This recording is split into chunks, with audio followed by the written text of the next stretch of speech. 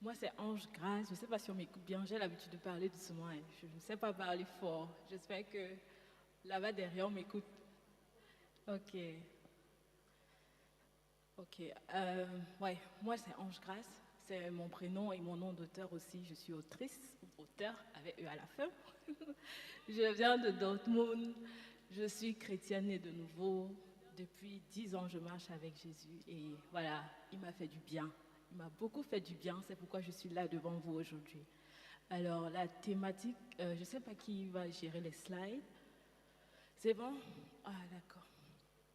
J'ai eu la lourde responsabilité et l'honneur aussi, en même temps, de partager avec vous sur le thème l'absence d'un parent. Suis-je concerné? Quels sont les traumatismes? Comment s'en sortir? Alors, elle a dit, je vais aussi, comment dire, je vais répéter ce que Jody a dit parce que voilà, dans ses paroles, je me suis retrouvée ou bien j'ai retrouvé certaines parties de mon thème ou de ma présentation.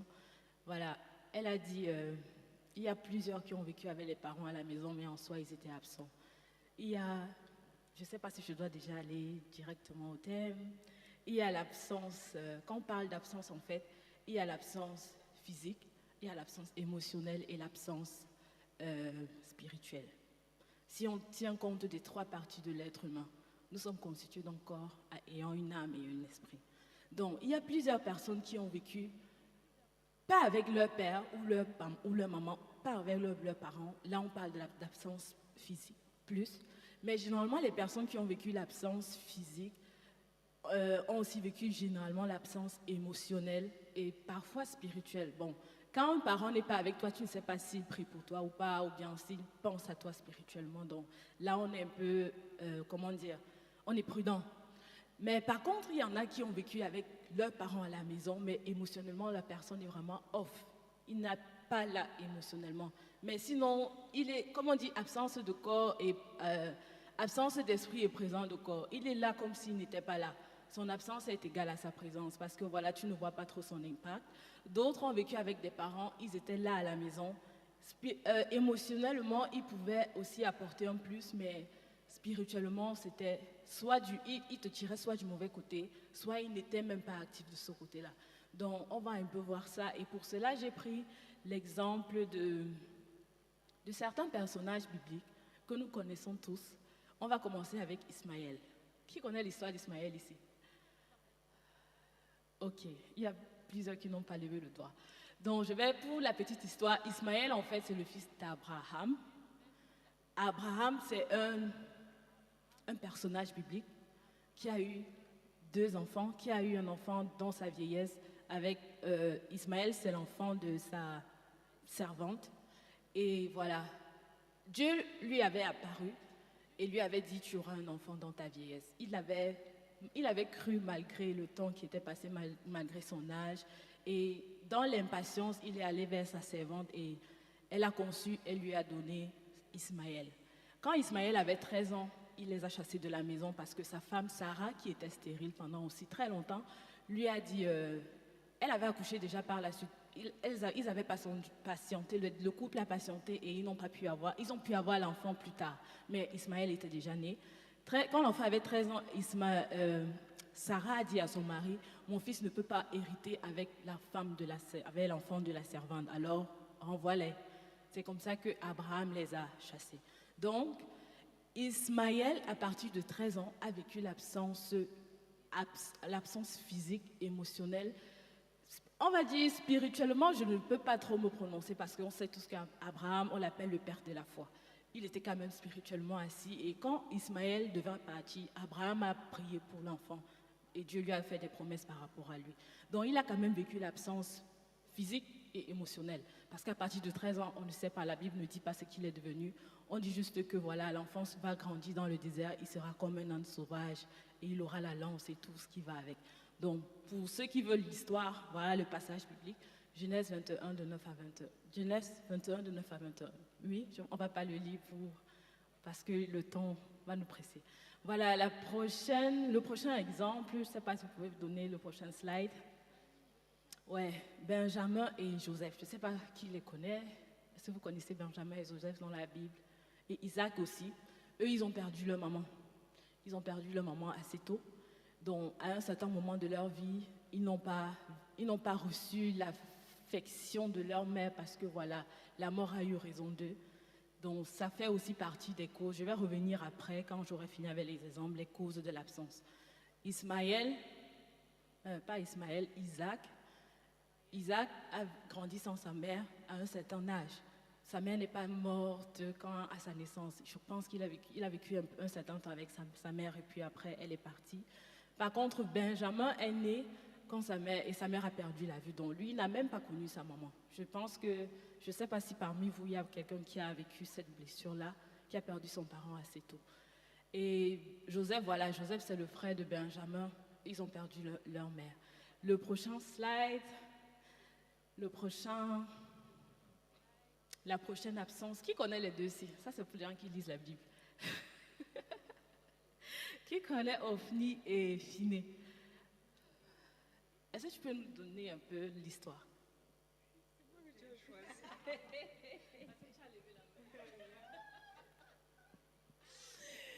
Donc, elles ont grandi sans leurs parents.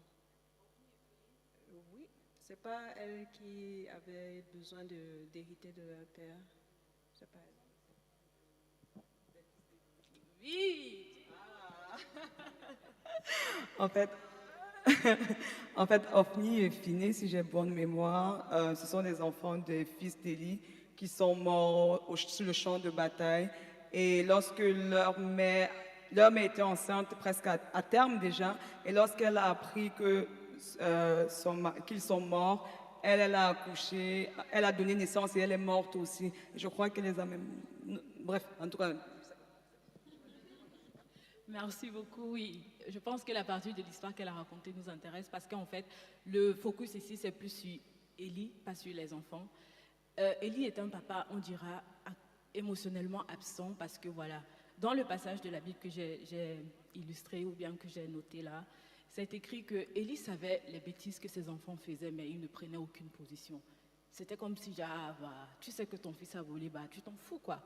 C'est comme si émotionnellement tu es tellement détaché, tu ne lui donnes aucun conseil, tu ne peux pas le redresser. Bref, comme nos parents, certains de nos parents en Afrique, ils sont là physiquement, mais si on te dit, ils ne savent pas ce que l'enfant fait. Il ne connaît pas les histoires de l'enfant. Il apprend peut-être dehors dans les histoires de bac que bon, ton enfant est parti en Europe même, d'autres ne savent même pas.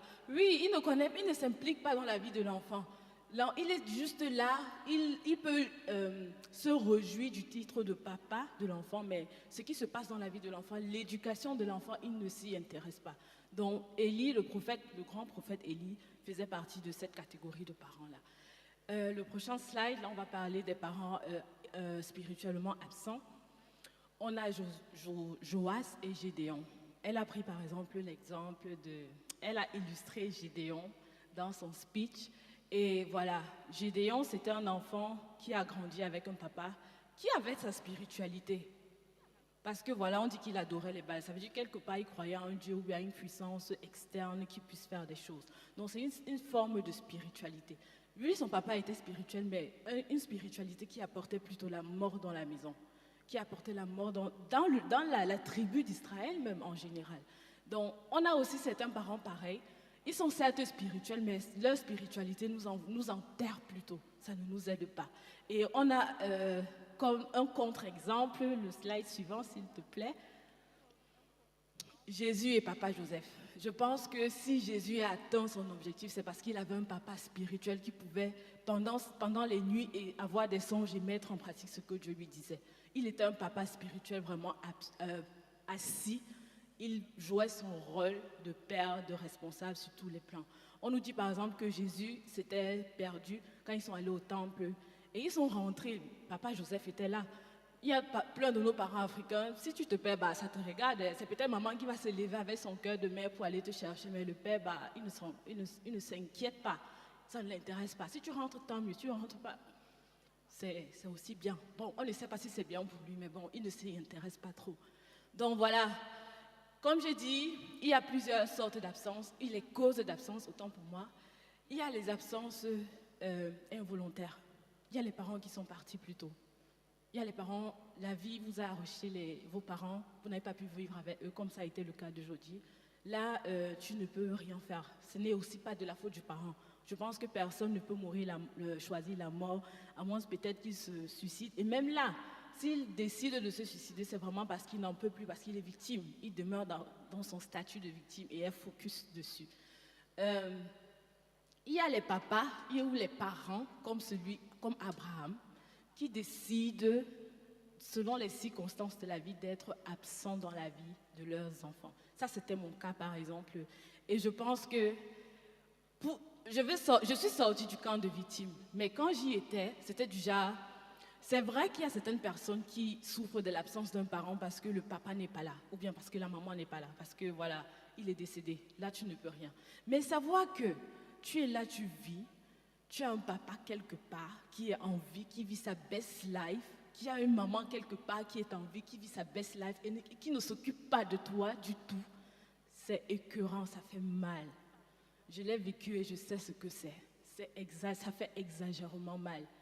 On peut encore pardonner le fait que oui, papa n'est pas là, il aurait bien pu vouloir être là, mais il est décédé.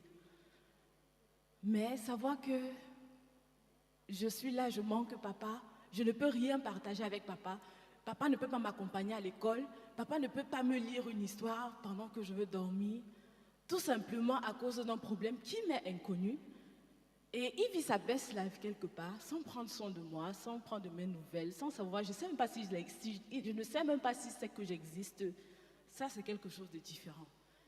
Mais on est d'accord que ce soit l'absence d'un parent suite à un décès, ou que ce soit l'absence d'un parent suite à une décision personnelle, ou, pour des raisons qu'on ne connaît pas, ou bien même suite à un divorce aussi. Ça fait mal, il y a des conséquences, il y a des traumatismes en fait. Ce sont des circonstances de la vie qui ne passent pas inaperçues, ça te laisse des traces dans l'âme. Et si on ne fait pas le travail nécessaire, on deviendra une autre personne. On va demeurer dans le statut de victime ou bien dans le camp des victimes et ça ne nous aide pas. Voilà, qui s'est reconnu parmi les exemples que j'ai pris là? Levez la main, voir. Ok, ça veut dire que la majorité, il y en a pas même parmi vous, ils avaient des parents présents physiquement, émotionnellement et spirituellement. Vraiment, acclamons pour ces parents-là parce que c'est rare. C'est rare et c'est la grâce de Dieu. C'est la grâce de Dieu d'avoir un parent vraiment présent sur toutes les trois dimensions de l'être humain. Ce ne court pas les rues et ce n'est pas donné. Comme vous l'avez vu, il y a plusieurs ici qui n'ont pas eu cette grâce-là. Et voilà, vous avez cette grâce. On bénit Dieu pour la vie de vos parents. Vraiment, longue vie à eux et que Dieu les bénisse abondamment. Voilà, on va continuer le prochain slide. Le prochain, les traumatismes et les conséquences. Bon, on va causer. Il y en a qui se sont reconnus dans les exemples. Quelles sont, selon vous, les conséquences ou bien les traumatismes que vous avez vécus à cause de l'absence de vos parents? Qui veut commencer? Je dois choisir ou bien ça va être je dois choisir. Les gens qui... Ok, merci. J'ai levé le doigt parce que je me suis justement sentie concernée pas par tous les exemples, mais par quelques-uns. L'absence physique causée par le décès des parents. C'était pas volontaire, c'est juste les circonstances qui l'ont permis. Et comme conséquence, je dirais que déjà ça laisse un vide. Ça laisse un vide et il y a des manquements aussi dans notre façon de faire. On est entre femmes, mais on peut se parler à cœur ouvert. Moi, par exemple, j'ai perdu ma mère très tôt. J'avais 11 ans. Donc, je n'ai pas vraiment eu une mère qui allait être là pour me dire « Ok, là, tu entres dans l'âge de la puberté, il faut faire ci, il faut faire ça. Voici comment on va dresser son lit, voici comment faire ci, voici comment on doit faire à manger, par exemple, s'occuper d'une maison. » Je n'ai pas eu cette grâce-là. Et ça, quand tu grandis, tu te dis « Ah tiens, je suis au milieu de mes amis, par exemple, je me sentais d'une façon ou d'une autre différente. La façon dont je me comportais des fois, la façon dont je réagissais aussi des fois. Je me disais, tiens, il y a quelque chose qui ne va pas en fait. Tu vois, mais tu n'arrives pas à mettre le doigt dessus jusqu'à ce que tu aies fait un certain travail sur toi. Je te dis, il y a quelque chose de différent. même mon approche par rapport aux hommes et tout. Il y a quelque chose de différent et je dirais aussi le vide que ça laisse. En fait, il y a toujours ce sentiment de si ma mère vivait, je pense que les choses auraient été différentes. Ouais, si ma mère vivait, elle devait être là, par exemple, à ma remise de diplôme, ainsi de suite, ainsi de suite. Donc, il y a beaucoup de choses comme ça que ça crée. Merci. Qui veut le micro? Il y a plusieurs qui ont levé le doigt. Sinon, je vais choisir.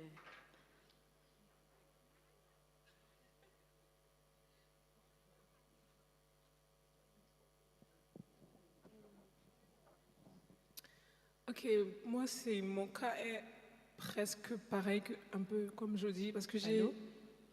j'ai aussi perdu mon papa un peu très jeune. Je pense que j'avais 7 ou 8 ans. Et donc, du coup, ça fait que, ayant grandi sans figure paternelle, tu ne sais pas à qui, tu ne sais pas à qui tu dois attribuer cette figure de papa-là. Donc, ça fait qu'il y a un manque. Il y a juste ce manque-là. Et je pense que la conséquence dans la majorité des cas, c'est que pour celles qui se marient, je pense qu'elles attendent à ce que leur mari soit leur papa. Donc, du coup, je ne sais pas, je ne suis pas encore mariée, disons que bon, officiellement.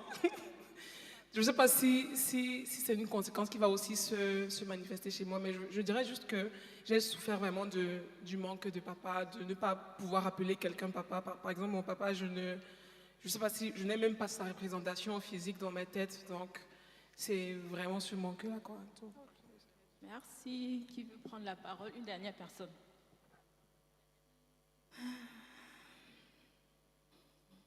Merci. Elle s'est prononcée.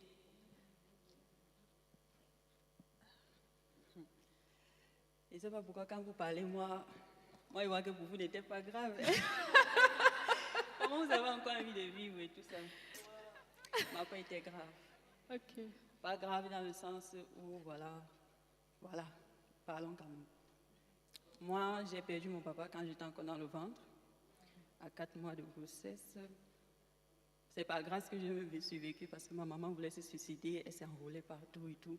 Je ne sais pas comment j'ai tenu. J'ai tenu bon dans ce ventre et tout. Et par la suite, je n'ai pas été élevée par ma mère. Oh. Donc ça fait 2 grands manques qui se Deux sont... grands manques, ouais. Elle n'était pas présente en fait. Genre, elle ne venait Ouais. même pas me rendre visite. Ça fait genre, tu te sens pas à ta Seule. place. Ouais. Et quand il me levait le matin, je disais, Seigneur, pourquoi un jour encore? De Alors plus. qu'on peut donner la vie à quelqu'un qui veut vivre. Moi, je ne me suis jamais sentie à ma place sur cette terre. Ok. J'ai toujours voulu, j'ai dit, Seigneur, peut-être que tu as... Il y a une erreur qui s'est passée là. Je suis arrivée sur la terre ici par hasard. Par hasard. Sur ce moment-là, je ne me sens pas bien, je ne me sens pas à ma place, je ne me sens jamais heureuse. Et il y a toujours ce vide terrible, non seulement d'affection, mais même de compréhension. Personne n'arrive à me comprendre. Ok. Donc, je suis devenue très introvertie, je subissais beaucoup et je n'avais personne vers qui me tourner. Et voilà, quand je pleurais même dans ma chambre la nuit, et je pleurais en sentant une présence, je sentais un regard sur moi en fait, qui n'était pas un homme, mais qui savait que ce n'était pas mon père, mais c'était quelqu'un qui suivait, qui veillait sur moi en fait. Et c'était à lui que je me confiais, je n'avais pas de nom, je ne donnais pas de nom à ça en fait. Mais malgré ça, certes, je n'ai pas fait les tentatives de suicide, mais je ne me suis jamais sentie à ma place. Et j'ai toujours demandé à Dieu, vraiment, si je me lève un jour comme ça, c'est à l'aise. Donc, quand vous parlez qu'il y a un manque, ma part, c'était... Des Je deux ne veux plus côtés. juste vivre. D'accord. Je veux juste pas vivre. Merci Non, c'est beaucoup impossible. d'avoir partagé avec nous. Est-ce que vous avez vraiment, elle mérite vraiment beaucoup d'acclamations. Je vais rebondir directement sur le témoignage en disant que c'est pas vrai que personne ne te comprend. Jésus te comprend très bien. Il te comprend parfaitement. Et penser suicidaire ou bien l'envie, le sentiment de ne pas se sentir à sa place, moi aussi je l'ai eu, je sais ce que c'est.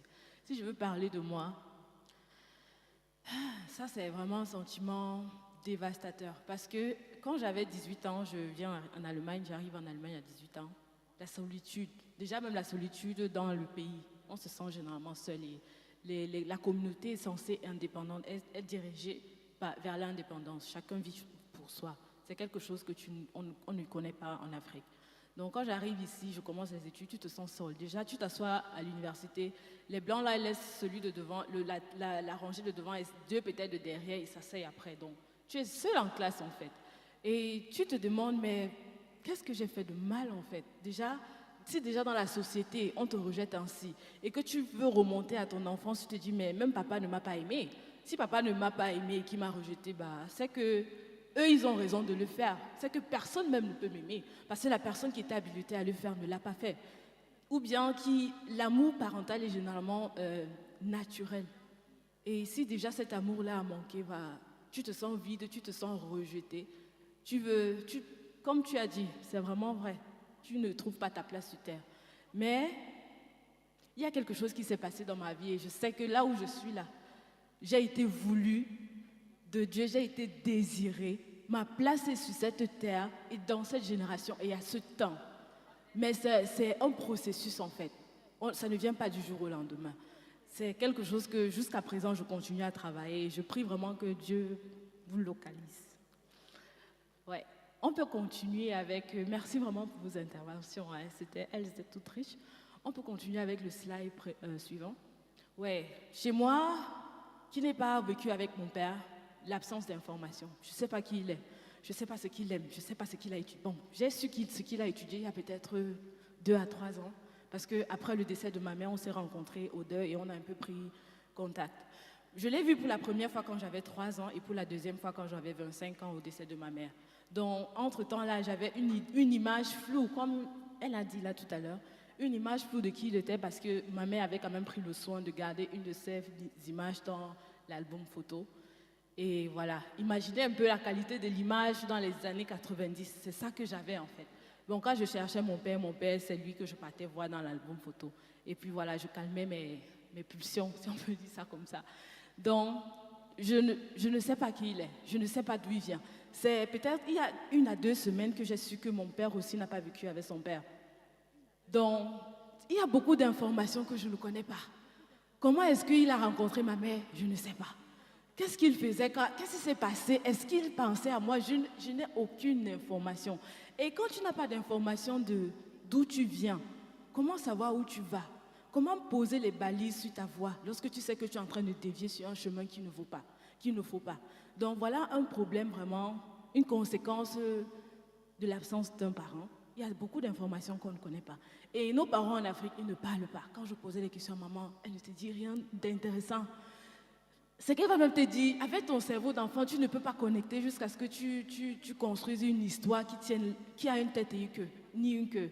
Donc, tu vis aussi comme ça, là. Tu sais que, bon, voilà.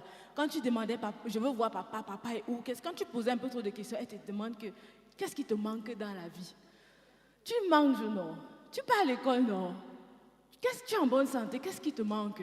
Ce que maman ne savait pas ou bien ce que certains parents ne savent pas, c'est que peu importe ce que tu vas donner à un enfant, ça ne pourra jamais substituer l'absence ou la présence de son parent dans sa vie.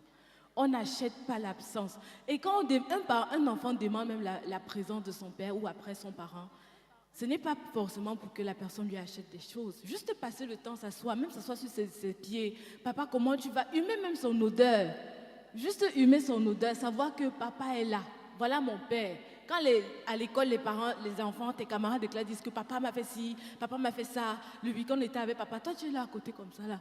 Tu te dis, Seigneur, j'ai encore fait quoi? J'ai fait quoi pour mériter ça? Donc tu es dans un système de victimisation, juste peut-être parce que voilà, quelqu'un a décidé de ne pas prendre soin de toi. Il a pris sa décision de partir pour des raisons que toi, jusqu'à aujourd'hui, je ne sais pas pourquoi. Parce que quand je lui demande, papa, mais qu'est-ce qui s'est passé? Il dit que le passé, c'est le passé. On ne revient pas sur le passé. Mais ces réponses pareilles ne m'aident pas à répondre aux questions que je me pose depuis plusieurs années. Ça ne m'aide pas à avancer, mais bon, puisqu'il ne faut pas rester dans le camp de victime, il faut bien passer à autre chose. Donc, on lui accorde ça et on passe à autre chose. Voilà, le manque d'information. Mais une chose que je recommande, j'ai écrit dans mon livre, ne faites pas comme moi. Ne faites pas comme moi, même si vous avez un parent présent et qui peut répondre à vos questions, insistez jusqu'à ce que vous ayez des réponses. Ne faites pas comme moi, n'ayez pas peur, ne soyez pas timide, c'est légitime. Vous avez le droit de savoir d'où vous venez. Vous avez le droit de savoir qui sont vos parents, comment ils ont fait pour se rencontrer, d'où est-ce qu'ils viennent, quels ont été leurs challenges. Parce que, comme je vais le dire plus tard, il y a les liens de filiation. Il y a certaines choses que tu vis parce que tu es le parent de tel, ou bien tu es issu de telle famille ou issu de telle. Mais si tu ne sais déjà pas les challenges qui sont dans ta famille, comment pourras-tu savoir, comment pourras-tu être armé pour pouvoir les combattre? Tu ne peux pas. Tu te bats contre le vide, en fait, contre quelque chose que tu ne sais pas. Tu vas vivre ta vie et avoir des blocus sans en être conscient de la source. Pourtant que, quand il y a peut-être des challenges dans la famille, il y en a sûrement qui ont déjà surmonté. Mais si déjà tu ne sais pas, tu pourras bien aller vers eux, si tu le sais, pour qu'ils t'aident à aller plus vite. Mais si tu ne sais pas, tu es dans ton coin, tu attends, ce n'est pas à ton avantage. Vraiment, je t'encourage, je vous encourage. Il y a beaucoup de choses que vous ne connaissez pas sur vos parents. Insistez, parce que demain, quand ils ne sont plus là, c'est parti, hein, il n'y a plus quelqu'un de confiance. Aujourd'hui, ma mère n'est plus là. Il y a beaucoup de choses que j'aurais aimé savoir. Si j'avais le mindset que j'ai aujourd'hui, je ne l'aurais pas laissée telle qu'elle est. Même si elle me rejetait tout le temps, je ne veux pas en parler, je ne veux pas, si je devrais insister jusqu'à ce que quelque chose de pertinent puisse sortir, ou bien de constructif puisse sortir d'elle. Sinon, aujourd'hui, tu es juste là, tu vis la vie. Tu vis comme ça, en fait. Tu ne connais pas la direction, tu n'as pas de direction. Le prochain point, s'il te plaît. L'absence de repères. Ouais, je pense que j'ai déjà parlé de ça par rapport aux informations. Lorsque tu sais d'où tu viens, tu peux te repérer. Tu peux savoir que, bon, voilà. Il y a les familles, par exemple, la grand-mère savait bien coudre. Toi, peut-être, tu as des penchants de couture, mais tu ne sais pas d'où ça vient. Pourtant que si tu sais que ma grand-mère savait coudre, elle a peut-être appris à une tante comment coudre. Tu peux peut-être facilement, c'est un don qui coule dans la famille et ça peut facilement couler en toi. Mais s'il y a des informations pareilles, tu ne peux pas te repérer. Tu vas faire comment? Tu vas aussi avancer comme ça à vue, naviguer à vue, comme on dit souvent. Donc vraiment, je vous encourage. Allez-y, demandez. D'où est-ce que je viens? Toi, tu étais qui? Qui est ton père? Qu'est-ce qu'il faisait? Quels étaient ses challenges? Comment est-ce qu'il a vécu? Bref, tout ce qui vous passe par la tête, c'est légitime, c'est votre droit de le savoir. C'est votre droit. Et vous avez un droit de réponse. C'est vrai, on est en Afrique, mais vraiment, n'ayez pas peur, c'est votre droit. Le prochain point, pardon. Les mauvais chemins mentaux. Elle a déjà parlé de ça. Les mauvaises pensées. Pourquoi moi? Est-ce qu'il m'aime? Pourquoi il m'a rejeté s'il m'aimait? Si déjà papa ne m'aime pas, si déjà maman m'a rejeté, ça veut dire que personne ne m'aime en fait. Ceux-là qui sont même autour de moi, ils font juste semblant, c'est pas vrai. Donc l'essentiel pour moi, ce qui serait mieux pour moi, c'est de quitter cette terre. Moi, j'avais ces pensées-là. Et même étant chrétienne, j'avais ces pensées-là. Je voulais plus. Quand quelque chose était difficile, je disais non, c'est trop difficile. Encore une difficulté qui s'ajoute à l'autre. Encore une difficulté. Je dis non, c'est trop pour moi. Je ne peux pas. Je ne peux pas. Pourtant, comme elle a dit, ça n'a pas forcément parce que tu n'as pas grandi avec ton père que tu rencontres, c'est forcément une difficulté. La raison peut être autre en fait, mais simplement parce que tu es voilé par ce problème-là ou bien par ce traumatisme, tu rajoutes tout à ça. C'est vrai que ce traumatisme n'y est pour rien, n'y est pas forcément pour rien, mais tout ne découle pas de ça. Il peut aussi y avoir d'autres raisons et d'autres solutions. Donc, les mauvaises pensées, même par rapport au mariage, tu te dis en fait que les enfants apprennent généralement en fonction de ce qu'ils voient. Moi, quand j'étais jeune, je voyais ma mère, j'admirais beaucoup sa liberté. Elle pouvait se lever le matin, elle décide je voyage, elle rentre 2 jours plus tard, elle n'a de compte à rendre à personne et tout. Elle avait son âge, elle travaillait, je me disais, c'est la meilleure vie, hein? Moi, je vais faire pareil. Je me concentre sur l'école, j'ai de bonnes moyennes, je trouve un bon travail après, et puis après, je fais mes enfants, et puis je m'en fous de la relation père-enfant, hein, parce que voilà, c'est ce que j'ai vu et c'est ce qui est parfait. Mais avec le recul, avec la guérison, Dieu me dit, non, ce n'est pas ce que j'ai prévu pour toi, maman. Ce n'est pas ce que j'ai prévu pour toi. Quand moi, je t'ai créée, la femme a été créée pour être une aide pour son mari. Quand le schéma mental que tu es en train d'entretenir là, ça ne vient pas de moi. Et comme je l'ai dit, je vais parler des liens de filiation. Quand tu vis dans une certaine famille, il y a certaines forteresses.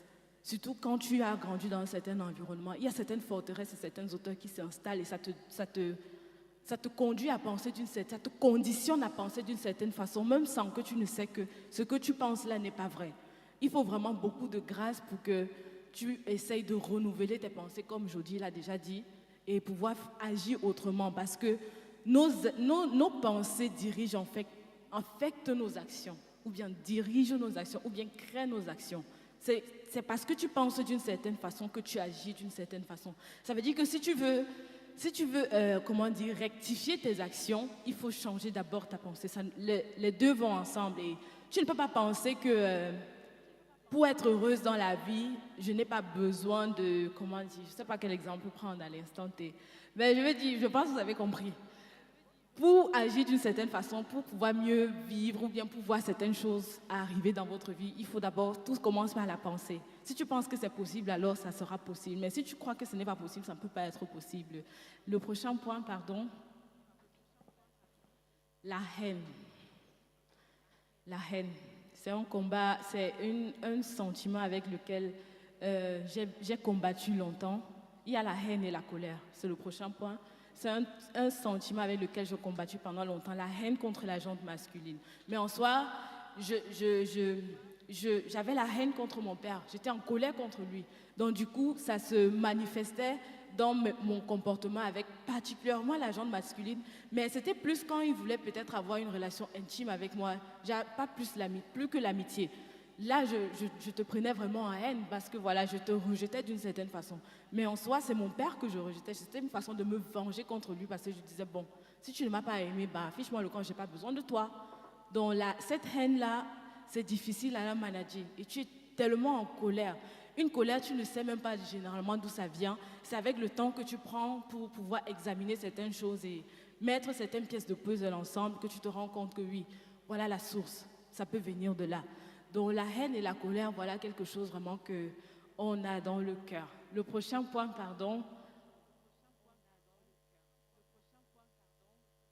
ouais, l'irritabilité aussi. Ouais, la projection, je l'ai aussi déjà parlé. On projette en fait l'absence du père ou bien la haine qu'on a contre le père sur la gente masculine ou sur les personnes en face de nous. Donc, ce qui fait que... Et on généralise aussi, ce sont des points en fait psychologiques, on généralise aussi, genre, si mon père est comme ça, bah, vous connaissez la parole, tous les hommes sont les masters. tu as eu un mentor en face de toi une fois et tu as généralisé sur toute la gente masculine. Pourtant, ce n'est pas vrai. Chacun est différent en fait. Mais si tu as déjà cette pensée en toi, la probabilité que tu répètes, tu vives le mensonge à répétition est très élevée parce que c'est ta pensée. Et ta pensée crée des actions. Donc, la probabilité à ce que tu crées des événements qui vont pousser les hommes à te mentir est très élevée. Pas parce qu'ils veulent forcément te mentir, mais parce que ton raisonnement les pousse à le faire. Oui. Le prochain point. La frigidité. Il y a certaines personnes qui deviennent frigides, certains qui deviennent frivoles et d'autres homosexuels. J'ai eu des camarades de classe, elles sont des filles.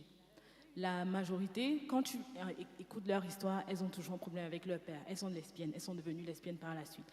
Donc c'est du genre, ah oui, mon père ne m'a pas aimée, sa famille m'a rejetée, blablabla. Bah, maintenant, elles sont avec des femmes parce que voilà, c'était la maman qui était toujours avec elles.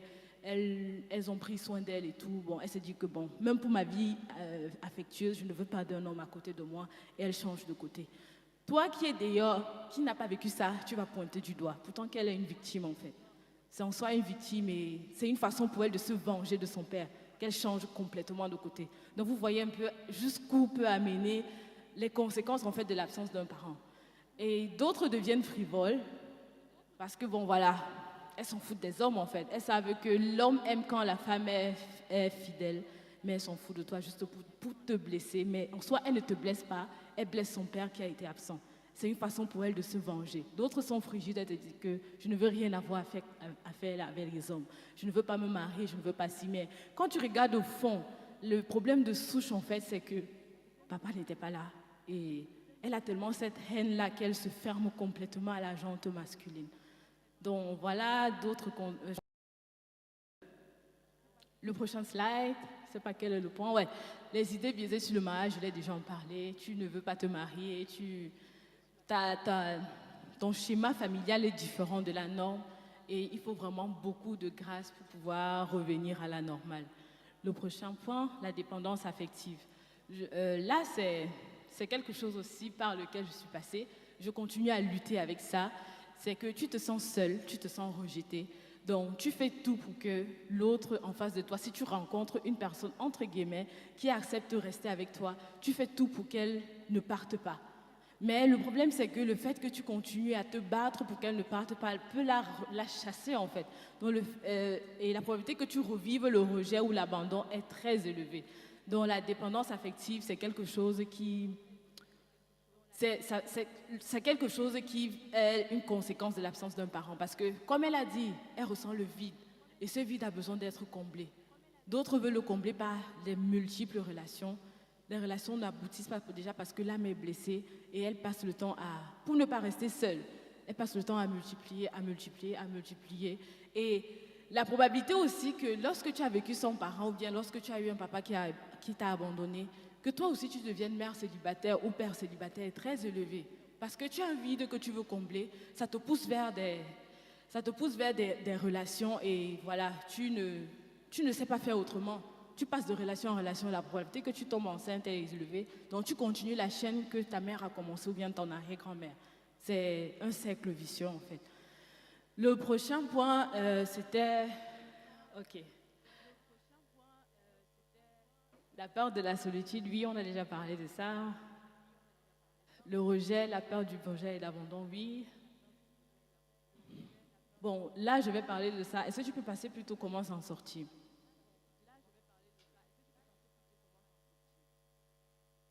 Ouais, voilà ce qui m'a sauvée.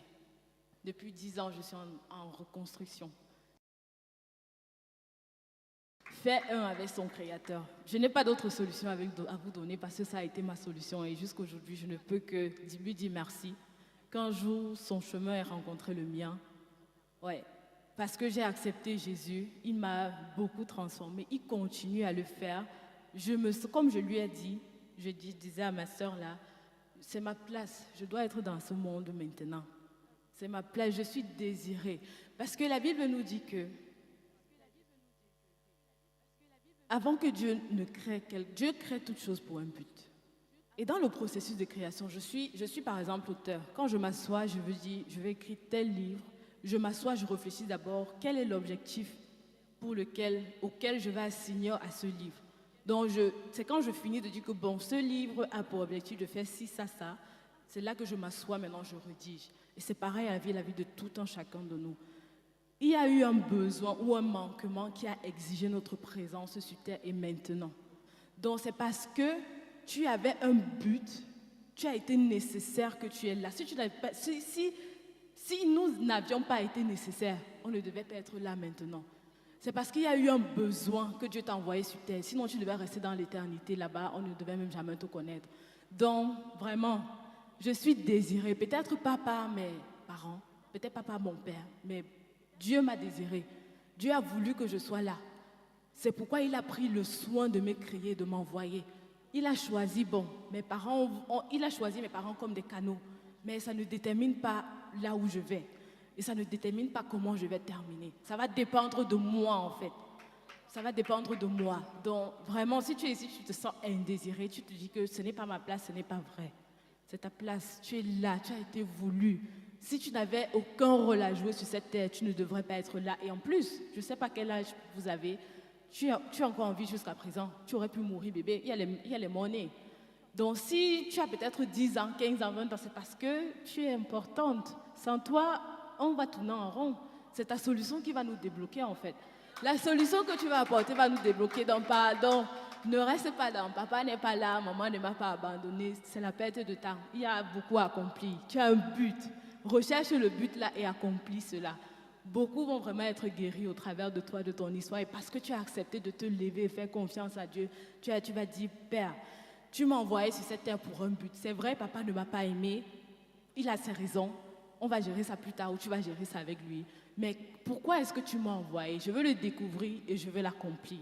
Donc voilà un peu le style de mindset que je vous exhorte à avoir. Je ne sais pas si tu veux donner le prochain point. Non.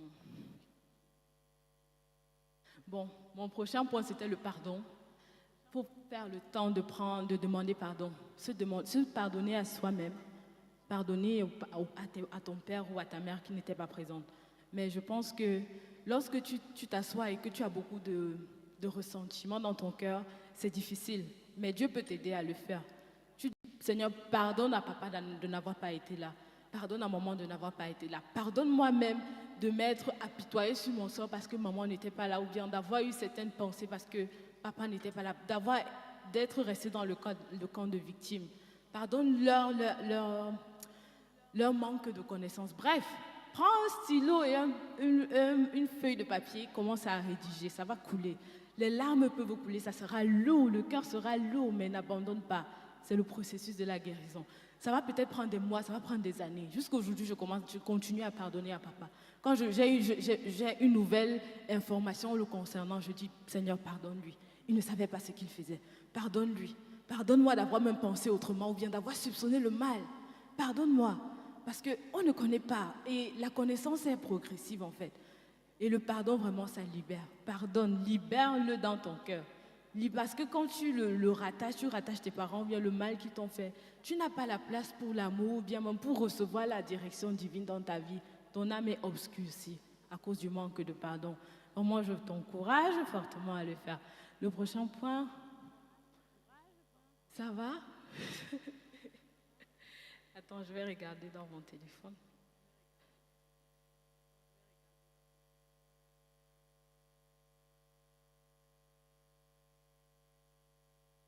Ouais, mon prochain point, c'est nous sommes le plus souvent des victimes et des bénéficiaires.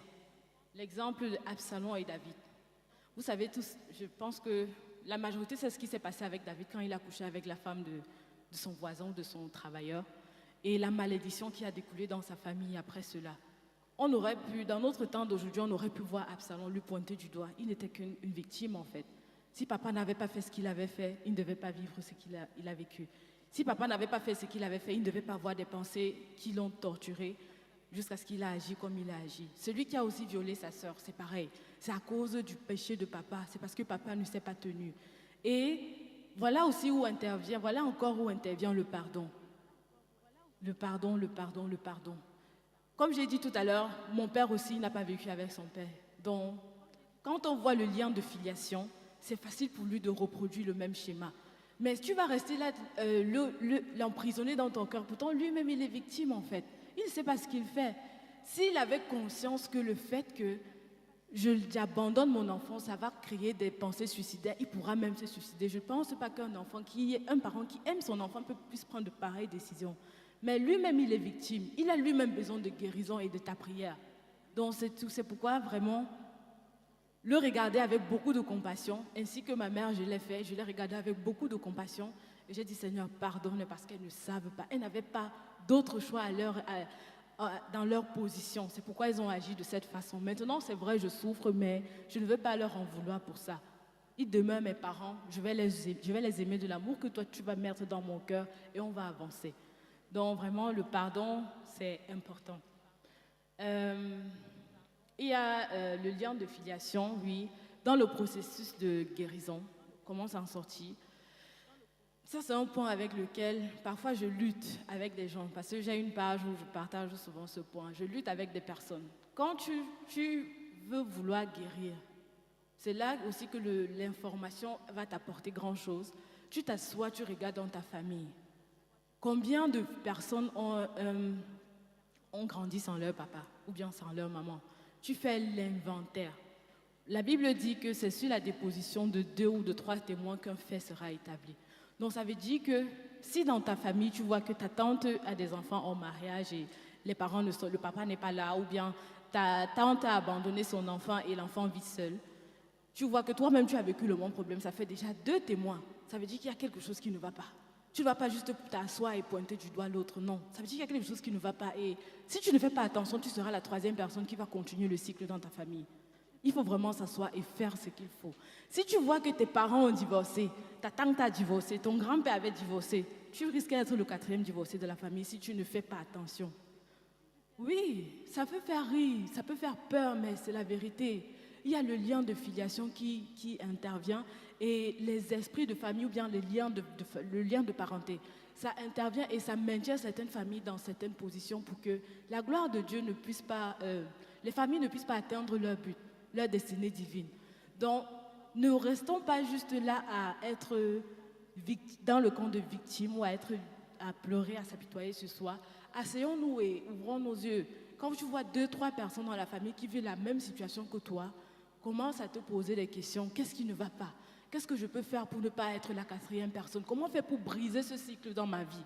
Parce que malgré toute ta bonne intention et ta bonne volonté, tu peux te retrouver dans la même situation qu'eux. Tu ne vas même pas savoir comment ça s'est passé. Tu ne connaîtras pas le processus. Tu vas peut-être ouvrir les yeux quand tu seras déjà peut-être divorcé, comme le 4e divorcé de ta famille ou bien la 4e mère célibataire de ta famille. Moi, par exemple, on a été tous issus au mariage. Toutes mes sœurs ont eu des enfants au mariage. Donc, je suis celle-là à qui on regarde que elle va faire comment? Elle va faire comment? On la regarde depuis, elle va faire comment? Elle va faire comment? Je sais qu'il y a ce challenge-là dans ma vie. Et le fait de savoir que papa aussi a été conçu en mariage, ou bien elle n'a pas grandi avec son père, je sais que mes enfants aussi pourront vivre cela si je ne fais rien, ou bien si je me laisse à tout vent. Mais c'est quelque chose que tu peux prendre conscience si et seulement si tu as pris le temps de t'asseoir et de faire un inventaire. Si tu vis de façon comme tout le monde en fait, si tu n'es pas intentionnel sur certaines choses, surtout concernant ta vie et ta famille, tu risques de passer à côté de la plaque. Dieu aura des bons plans. Il va dire que tu vas venir à l'église, tu seras la tête et non la queue, tu vas dire Amen. Mais après, tu regardes ta vie, c'est le contraire de tout ce qu'on prêche. Tu fais des efforts, mais tu ne vois aucun résultat. Parce qu'il y a certaines choses qui te challengent, qui te combattent dans ta vie, qui te combattent depuis le sein maternel ou bien qui te combattent dans ta famille. Donc vraiment, faisons le travail qu'il faut. C'est un truc que Dieu ne peut pas le faire à notre place.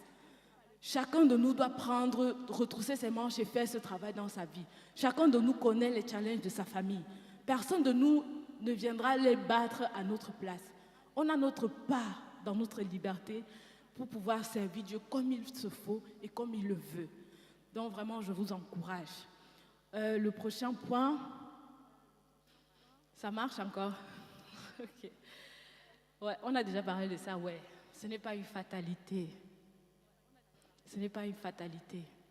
Le fait de vivre sans ton père, sans ta mère, sans ton parent, ce n'est pas une fatalité. Si Dieu l'a permis, ou bien par des circonstances c'est arrivé, c'est parce que Dieu sait qu'avec sa présence et sa puissance, tu peux malgré tout atteindre les hauteurs ou bien atteindre ta destinée sur terre. Mais seulement, toi, tu veux garder la foi et lui faire confiance jusqu'au bout. Et c'est pourquoi il faut, comme j'ai dit dès le départ, il faut faire un avec lui. Si tu ne te convertis pas, tu n'acceptes pas Jésus comme Seigneur et Sauveur, il ne pourra pas te diriger, il ne pourra pas te consoler. Jusqu'à présent, je pleure toujours. Seigneur, je suis seule, papa ne m'a pas aimé, papa m'a rejeté. Dernièrement, ma soeur consanguine, elle est partie pour le Canada. Elle postait des photos sur WhatsApp. Je vois papa est là, les accompagner. Je dis, hey, donc tu peux accompagner les enfants qui voyagent. Donc tu es là comme ça, tu sais qu'on accompagne les enfants qui voyagent. On part à l'aéroport, on les met dans l'avion, on dit au revoir. Mais chez nous, dans notre cas, tu ne l'as jamais fait. Pourquoi? Dieu me dit que mais tu es aimé, tu es mon enfant, je suis là, je suis ton père. Si tu n'as pas le Saint-Esprit dans ta vie, comment il va te consoler? Tu ne pourras même pas l'écouter. Donc, donner sa vie à Jésus, ce n'est pas un slogan, c'est une urgence. Si tu n'as pas connu ton parent, c'est une urgence. Tu ne peux pas faire autrement. Je n'ai pas, comme j'ai dit dès le départ, je n'ai pas une autre solution. Je ne peux que parler de ce que je connais. Et j'ai vécu, j'ai expérimenté, je continue de l'expérimenter tous les jours. Et je ne peux que dire qu'avec lui, on fera des exploits. C'est lui qui te console tout le temps quand tu vas rechuter. Parce que le traumatisme, c'est un processus. On peut rechuter à tout moment, ça fait partie de la guérison. Et quand tu retombes, ne demeure pas à terre. Lève-toi avec la force du Saint-Esprit et avance. Le prochain point, pardon. La vie de star, je ne sais pas si vous voulez qu'on en parle. Il y a beaucoup de stars qui ont grandi sans leurs parents. Le président Barack Obama, le pasteur Yanis Gauthier, je ne sais pas si vous le suivez, il n'a pas connu son père. Beaucoup de stars, Kelly Rowland, bref, il y a tellement qui n'ont pas connu leurs parents, mais ont accompli tellement de choses. Jusqu'aujourd'hui, on parle d'eux. Parce qu'ils ne sont pas restés dans le camp de victimes, comme elle a dit. Mais ils ont regardé au-delà et ils ont malgré tout accompli de belles choses. Donc vraiment, soyons encouragés par leur exemple, car s'ils ont pu, nous aussi, on peut le faire. Et la majorité parmi eux n'avaient même pas Dieu. Donc, on a tout. On n'a pas d'excuses, en fait. On n'a pas d'excuses. On est condamné à réussir. Le prochain point, merci. Se concentrer sur l'essentiel. Qui de nous ici là marche déjà dans sa destinée? C'est un challenge. Hein? C'est un challenge. Mais tu ne peux avoir cette pensée-là que tu as déjà pardonné à tes parents ou tu as quitté le camp des victimes en fait. Sinon tu vas voir flou, tu ne peux même pas voir le bout du tunnel. C'est difficile de penser destinée lorsque tu as encore les blessures, tu remues tous les jours, tu es focalisé sur le petit point noir pourtant que la page blanche elle est vide, comme elle a dit. C'est difficile. Donc vraiment, prenons le temps de faire ce qu'il faut et le plus important c'est là. Moi j'ai été vraiment bousculée sur ce point quand j'ai perdu ma mère. Je me suis dit, mince, elle est partie aujourd'hui. Qu'est-ce que Dieu va dire à son sujet? Est-ce qu'elle a fait ce pourquoi elle était sur terre? Parce que oui, on peut venir, on peut faire des enfants, faire des études, aller travailler, on a beaucoup d'argent, plein de voitures, faire des voyages dans le monde. Mais est-ce pourquoi nous sommes là? Si oui, c'est déprimant. Vous ne trouvez pas? C'est la routine en fait. Je crois que chacun de nous ici a un but pour lequel Dieu le maintient encore en vie. Mais si tu te demandes dans le camp des victimes, oh maman ne m'a pas aimé, oh ma soeur m'a mal parlé hier, oh mon mari m'a fait ci, oh l'enfant là, je l'ai appelé, il n'a pas fait ça. Tu vas accomplir le but là quand? C'est ça le plus important. Quand Dieu te dit qu'il va te demander des comptes là, tu penses que c'est les comptes du voyage? Non, je ne pense pas. Je ne pense pas. Donc vraiment, ça c'est un truc qui... C'est pourquoi vous voyez le nombre de livres que j'ai écrits. Parce que j'ai dit, si je quitte la terre là, il faut quand même que je laisse quelque chose. Oui, voilà, c'était ma motivation. Mon premier livre, je l'ai écrit en 2 semaines. J'ai terminé le livre en 2 semaines. Je l'ai écrit en 2 semaines parce que j'avais cette rage-là en moi. J'avais la rage que je dois laisser quelque chose avant de partir. J'ai vécu l'absence de père. Je ne suis pas la seule. Plusieurs vont le vivre. Dieu a fait beaucoup de choses dans ma vie. Il m'a beaucoup soutenue. Il m'a beaucoup orientée. C'est mon devoir de le donner à ma génération avant de partir. Si je m'apitoie, papa ne m'a pas fait, plusieurs personnes aussi vont mourir. Et qu'est-ce que je ferai de ce que Dieu m'a dit ou bien de ce que Dieu m'a donné? Personne n'en profitera. Et ça sera une énorme perte en fait. C'est pourquoi, quand j'ai la possibilité de parler à une seule personne, à une seule maman, une seule jeune fille, qui est à l'âge de procréer, je te dis, maman, c'est vrai que tu veux l'enfant, c'est une belle chose, mais pardon, réfléchis encore bien. C'est vrai que tu es stable financièrement, mais pardon, réfléchis encore. L'enfant, ce n'est pas que l'argent. Le besoin de l'enfant, ce n'est pas que manger, aller à l'école, se soigner. C'est plus profond. Un être, on ne peut pas le réduire à ça. On ne peut pas le réduire à une stabilité financière, non. Est-ce que tu es capable de faire de cette âme, de cette personne, une belle âme pour la société? Parce que la tangente que je prenais, j'étais partie pour briser les foyers. J'étais bonne, oui, ne ris pas. J'étais bonne partie pour briser les foyers. Parce que je regarde un homme, il me plaît, je fais mon enfant avec lui, je continue ma route. Mais qu'est-ce que je crée dans ce foyer? Je m'en fous. Qu'est-ce que je crée dans ce foyer? Je m'en fous. Et d'où vient ça? Le fait que j'ai une haine contre mon père. Donc c'est une chaîne qui est infinie. Mais parce que j'ai dit non, ce n'est pas normal. Ce n'est pas normal. Donc j'ai dit à une maman ici, à une tata, à ma jeune sœur, pardon, réfléchis encore. L'enfant a besoin de ses 2 parents. Dieu n'était pas bête. Ne le défions pas. Dieu n'était pas bête. Regardons un peu, la présence d'un père dans la vie d'un enfant, c'est si important qu'il a dû descendre pour convaincre Joseph. Prends Marie pour femme. Marie était partie pour être mère célibataire, mais il est intervenu parce qu'il connaît. Imaginons, Joseph n'était pas là. Les rêves que Joseph a eus concernant Marie pour le diriger, le faire sortir quand il y avait menace de mort, je ne pense pas que Marie devait les avoir. Jésus avait besoin d'un Joseph pour mourir à la croix pour nous et pour qu'on célèbre son sang versé. Si Marie avait dit, je suis mère célibataire, j'ai l'argent, j'ai le travail, je peux le nourrir, le Saint-Esprit va le garder. Dieu m'a parlé et tout. Il allait mourir. Jésus allait mourir. Jésus n'allait pas aller à la croix. Quand Hérode avait décidé de tuer tous les gens là, et qu'il n'était pas spirituellement assis, il ne devait pas recevoir, porte ta femme et tes enfants, va en Égypte pour vous cacher là-bas jusqu'à ce que je vous demande de revenir. Donc le papa, c'est important dans la vie d'un enfant. Maintenant, pour ceux qui ont perdu leur papa, Dieu est le papa.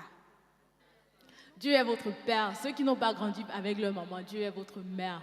Vraiment, il sait combler parfaitement ce besoin. Mais toi-même, tu veux d'abord le laisser le faire. Est-ce que tu crois en ce qu'il te dit? Est-ce que tu crois, quand tu lis la parole, tu l'attribues à une autre personne ou aux personnages qui ont été décrits dans la Bible, ou bien tu t'appropries ces paroles quand il te dit que je te connaissais avant que tu fus? Est-ce que tu crois que Dieu te connaissait vraiment, ou tu te dis que non, il s'adressait à David, ça ne me concerne pas? Ça te concerne aussi. Dieu est un papa responsable. Il sait combler ce vide-là. Il comblait tes besoins. Même au-delà de nos parents. On a pris l'exemple des fils d'Élie.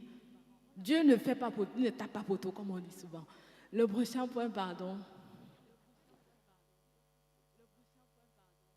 Garder la foi et ce jusqu'au bout.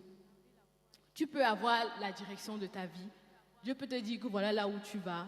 Mais les combats te font perdre la foi en cours de route. Moi, je me dis toujours, mon père a fait sa vie, ma mère a fait sa vie.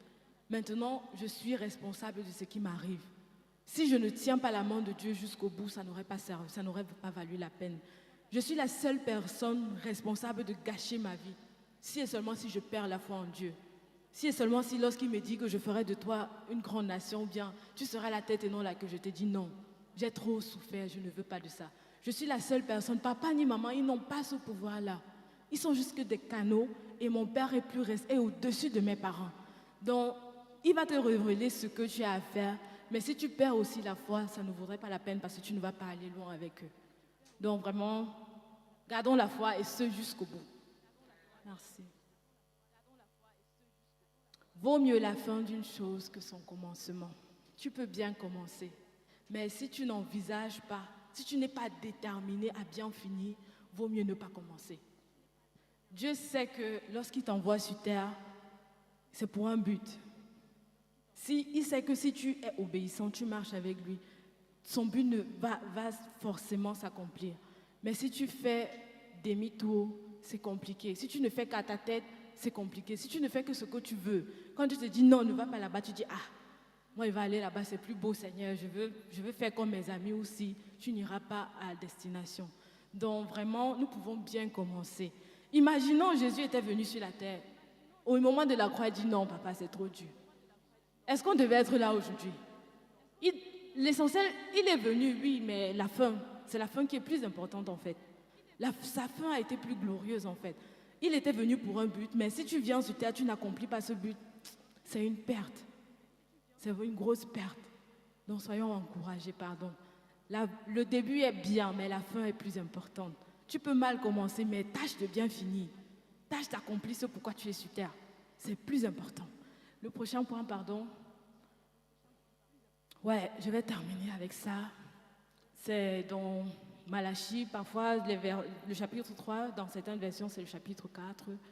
Ici c'est le chapitre 4, le verset 5 à 6, je vais le lire. Ou bien, une personne peut le lire pour moi.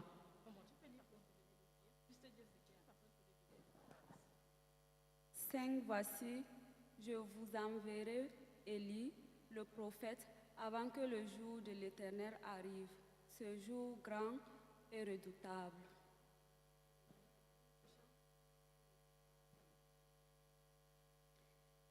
« 6.2 ramènera le cœur des pères à leurs enfants et le cœur des enfants à leurs pères, de peur que je ne vienne frapper le pays d'interdit. » Merci beaucoup. Voilà, c'est un verset qui m'a beaucoup bousculé quand j'ai lu ça. J'écoutais la prédication du pasteur Miles Monroe il n'y a pas longtemps. Il dit, mais est-ce que vous savez pourquoi lorsque Jésus est venu, il n'a eu que des hommes, disciples? Il n'a choisi que des hommes. Est-ce que vous savez pourquoi? Pourquoi il n'a pas choisi les femmes? Il dit parce qu'il sait que les femmes, elles suivent généralement. Mais l'homme, il faut prier toute une nuit pour le choisir. Ce n'est pas facile. Jésus est venu pour retourner le cœur des pères. Il faut le retourner carrément. Et le retourner, ça passe par la prière. Tu dois prier. Ta mère t'a abandonné, ton père t'a abandonné. Tu es chrétien aujourd'hui, tu es chrétien. Dieu t'invite à la prière. À la prière. Construis avec Dieu. Son cœur doit être retourné. C'est une prière que je fais souvent, généralement. Seigneur, retourne le cœur de mon Père vers ses enfants et que nos cœurs soient retournés vers lui. C'est quand ton cœur est tourné là que tu peux avoir compassion. Tu peux facilement pardonner. Tu peux l'aimer même. Tu peux lui donner l'amour que tu n'as pas reçu de lui. Et c'est la volonté de Dieu. Que le cœur des enfants soit tourné vers les parents, disons ça comme ça. C'est vrai que si on regarde le verset, on peut voir le Père, Dieu. Genre, les enfants, nous, on doit être retournés vers Dieu pour faire un avec lui. Mais si on descend dans le physique, on voit aussi nos parents. Les cœurs des enfants doivent être tournés vers ceux des parents et vice-versa. Il y a plusieurs qui se battent en fait avec leurs parents. Je pense que le pasteur Sagesse l'a dit. On trouve que ce que nos parents ont fait, c'est tellement moche. On n'a rien à apprendre d'eux. Mais Dieu veut tourner les cœurs des pères vers le cœur des enfants et vice-versa. Je ne sais pas si sur cette parole on peut prier. Je ne sais pas si on peut prier maintenant ou bien. Ok, d'accord. Chacun peut prier là. Peut-être que tu n'as pas vécu l'absence d'un parent, mais tu connais sûrement une personne qui l'a vécu. Aujourd'hui, positionne-toi en tant qu'intercesseur pour cette famille, pour cette personne que tu connais là, et prie vraiment que Seigneur, donne-lui, tourne son cœur vers son parent absent, ou bien le parent qui n'est plus là, et que le cœur de ce parent-là se tourne vers son enfant. Si ton parent n'est plus là, on ne va pas intercéder pour les morts. Toi, tu vas prier pour ton cœur. La position que tu avais dans ton cœur, tu disais non, Seigneur, il m'a trop fait mal. Il n'aurait pas dû partir et tout. Tu vas prendre cette position-là, tu vas quitter d'elle et tu vas intercéder. Tu dois avoir normalement une bonne pensée envers tes parents, même peu importe ce qu'ils ont fait. Ton devoir, c'est de les aimer, ce n'est pas de les haïr, parce que Jésus vit en toi et Jésus est amour. Donc vraiment, toi aussi qui n'as pas vécu tu n'as pas vécu avec ton parent, prie pour toi-même, prie pour ton père. Nous sommes en prière au nom de Jésus.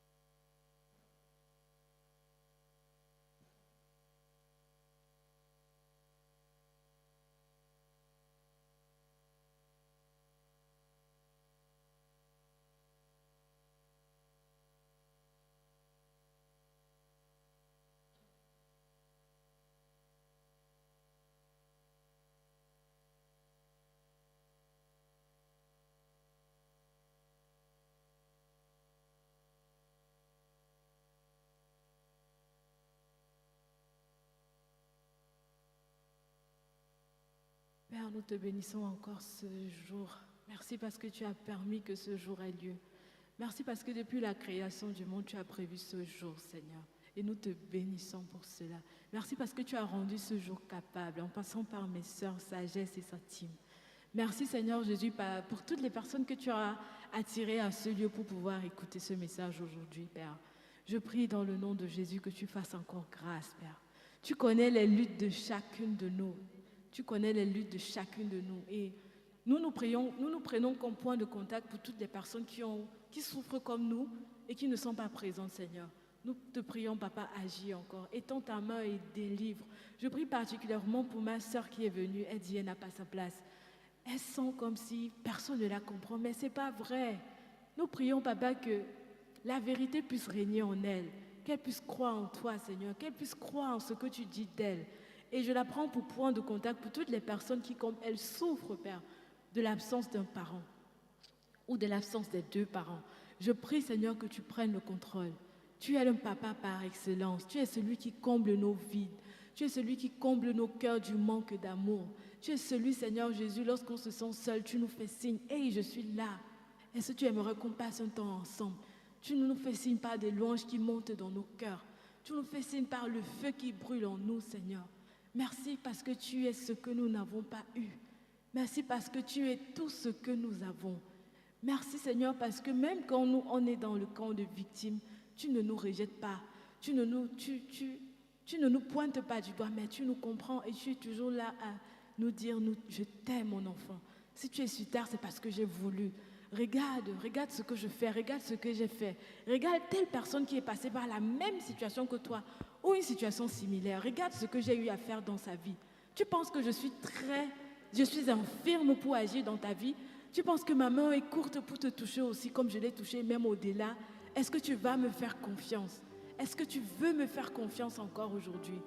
Est-ce que tu penses que les pensées qui te taraudent là, je peux les changer, je peux les anéantir?